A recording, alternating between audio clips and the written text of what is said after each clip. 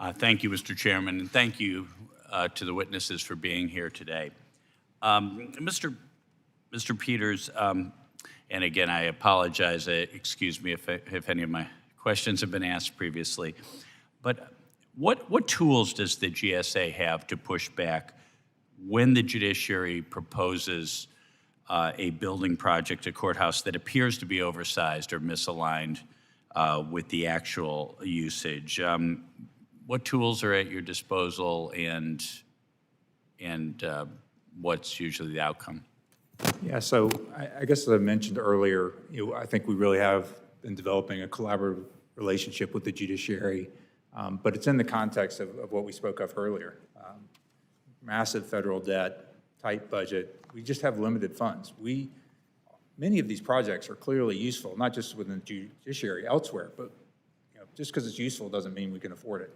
And right. So what we're working to do is to develop a better process of assessing need. And I think we would like to work collaboratively with the judiciary and Congress on, one of the things that was mentioned earlier is utilization.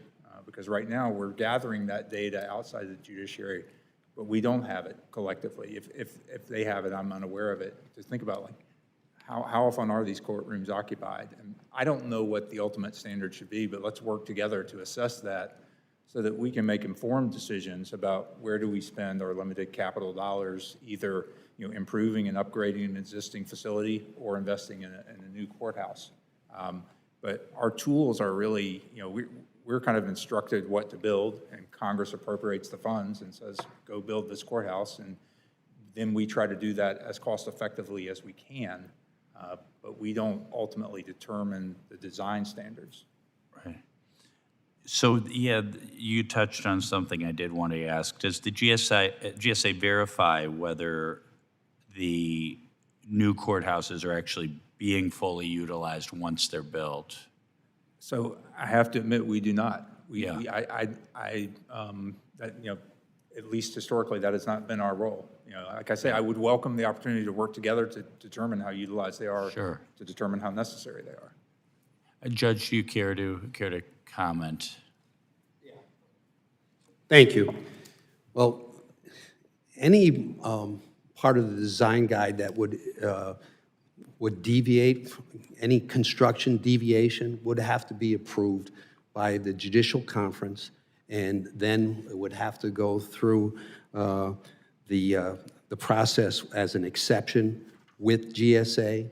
They would then have to include it in the prospectus that would be sent over here for congressional approval. So to say that we're looking at overbuilding or doing extravagant things, that is not what this is about, and that's not what we are doing. As far as courtroom usage, there's a separate Judicial Conference Committee, the CATCOM Committee, Case Administration and Case Management, that has been looking and analyzing this issue for a number of years, which led, in conjunction with feedback from this subcommittee, to courtroom sharing that we have now. The determination about the way courtrooms are used by active district court judges, as I indicated previously, we use our space differently.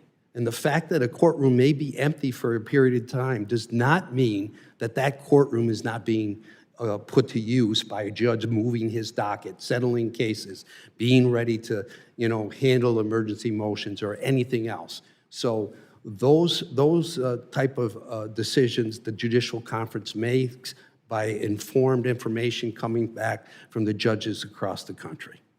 Okay, very good.